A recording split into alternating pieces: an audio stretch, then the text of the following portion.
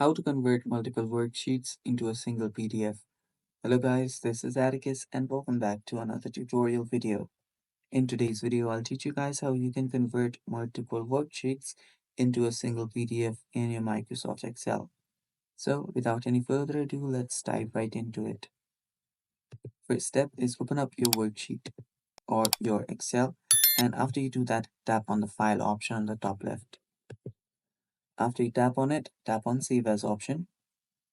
And here all you have to do is tap on this Excel workbook option and select PDF.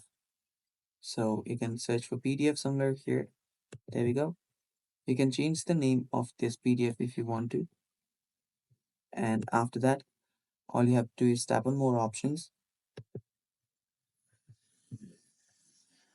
select the file location, tap on this option right here, and there you'll find an option called entire workbook. Tap on entire workbook and then tap on OK. Then you can save this.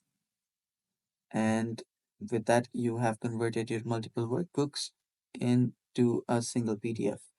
That's all for today's video. Thanks for watching. Stay tuned for more and bye bye.